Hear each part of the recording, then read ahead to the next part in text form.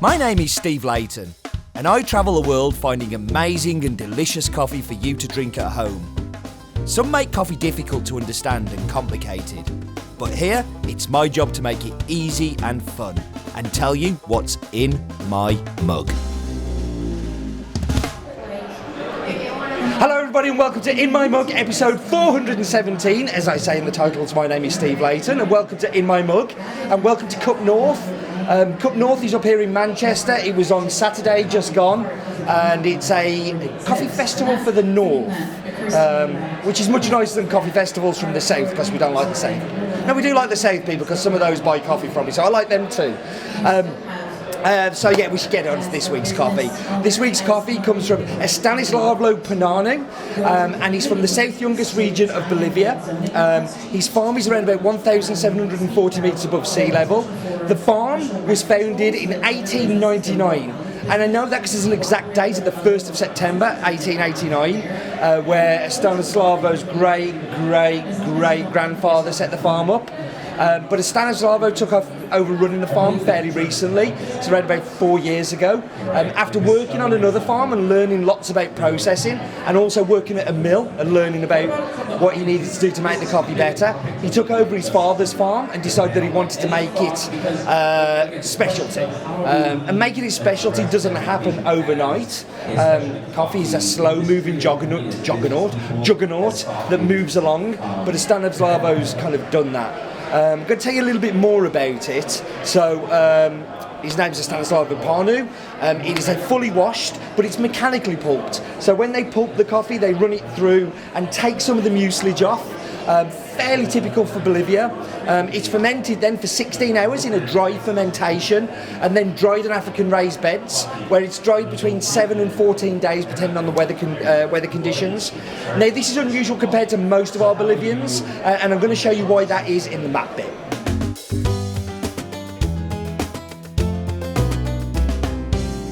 So here we are, the map bit. I'm actually not there, I'm in Manchester, aren't I? But we'll ignore that little slip up. And we're going to South America. We're going down to the country of Bolivia, of course. Somewhere that we've spent a lot of time and I hope we continue to spend a lot of time at. Somewhere I've visited many, many times. The clock in the main square of La Paz runs backwards to remind citizens to think differently. Interesting little fact, isn't it? But we're going to go down and we're going to go and get a feel for the topography. So this is from a different region from where we normally buy. It's from South Youngest, near the town of Iripano.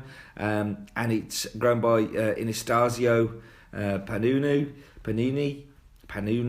Yeah. And he's very much in the town.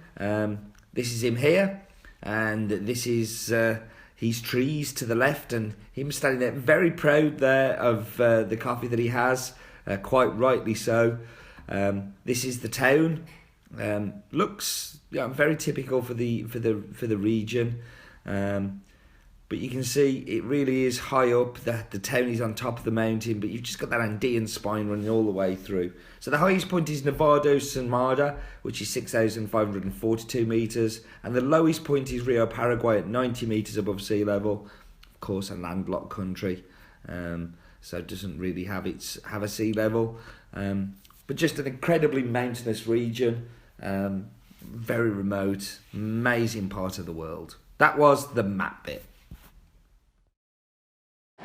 So as you saw in the map bit, that's Iripana, and Iripana is the south of Youngest. Normally all of our coffees come from Caranavi in the north. South Youngest is a pretty lawless place where there's a lot of problems with crime and also a lot of problems with coca growing. So the areas, pretty much lots of areas are no-go, and Iripana is definitely one of those places. The varietal is Typica, which is fairly typical for a lot. Typical, see what I did there? Dead smart. Typica, which is again fairly common for Bolivia. It's really the main varietal you'll find from that. And where you're going to find out about that is in the fact file. So welcome to this week's fact file. And as always, figures may change. We're looking at South America, and in particular, we're focusing on Bolivia. So let's get some facts about Bolivia going. 25,000 hectares of land are devoted to coffee in Bolivia. So not a massive producer, 33rd biggest producer of coffee in the world. Total coffee production varies from 25,000 bags up to a maximum of 110.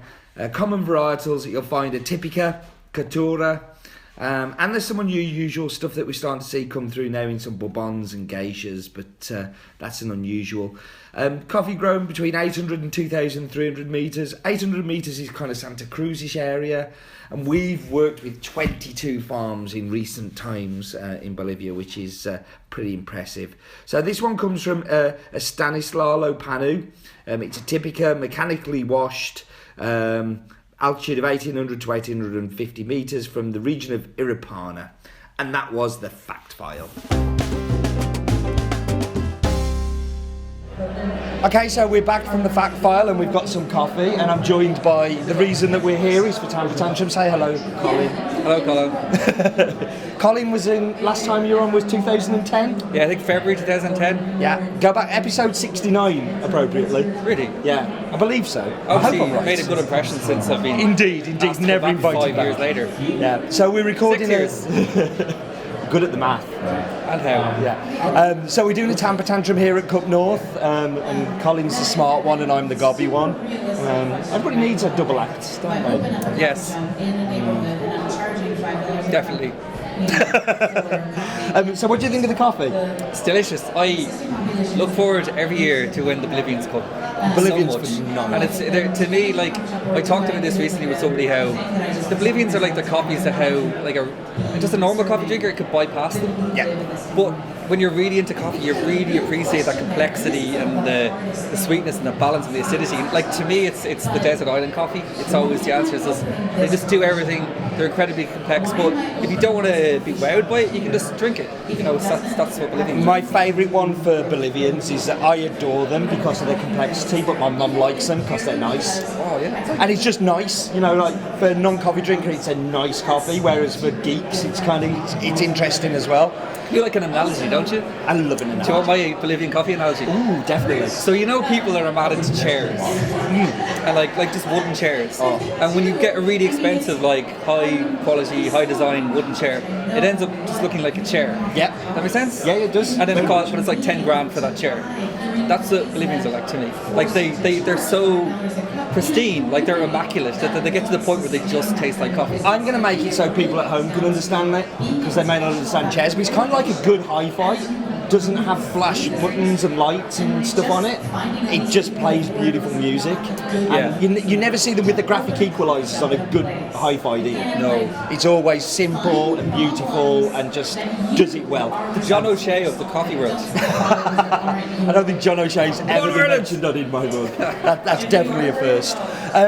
So yeah, the coffee for me, I'm getting, and these are my tasting notes, and I'm getting it again. It's like, you know, like orange sweets that are like jelly kind of sweets. Yeah. It's kind of a cross between a jelly tot and a jelly baby. I get like the white sugar, so that's why I'm thinking jelly tot. Yeah, right there at the front.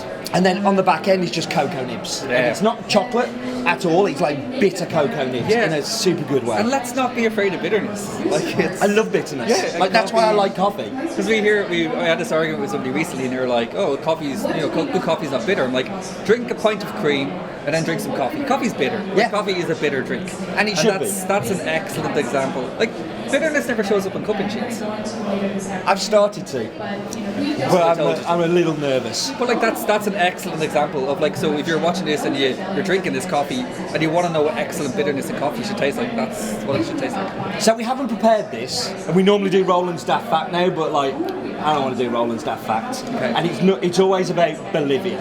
Okay. So give me a fact about Bolivia that you're not going to make up. You must know something because you know everything. You're the smart Bolivia. one, remember? Well, actually, I think what I find interesting about Bolivia is that usually when coffee is picked, they send it. If they don't have their own washing and processing areas, it goes downhill to those places. And in Bolivia, it often goes like 2,000 meters uphill to where that happens. Yeah. And there's a lot of learning, I think, to happen about what happens in that, because what happens when it's being transported is often the temperature just plummets. Yeah. And there is sometimes some freezing, and maybe that's where some of this flavour comes from. I don't know. It's like something I've found very, very interesting over the years. But You haven't watched Roland's Daft Fact, have you? Because Roland's Daft Fact are stupid facts like Bolivia has more llamas per capita than any other country. La Paz is the highest capital in the world. Yeah, it's not actually a capital city. There we go. There's a Roland Daft Fact. La Paz actually isn't a capital city. Okay. It's a governmental city, but it isn't the capital city. I forget. Sucre. Sucre is the... Like Sydney and Canberra, eh? Exactly. And on that one we should wrap up because like they've all gone by now. Sorry, I'm really sorry. I'll see you in 6 years. Thank you for joining us. As always, thank you for watching. And do remember, do you know this one? Life's too bad for bad coffee. First time ever it's finished without it said. Sorry.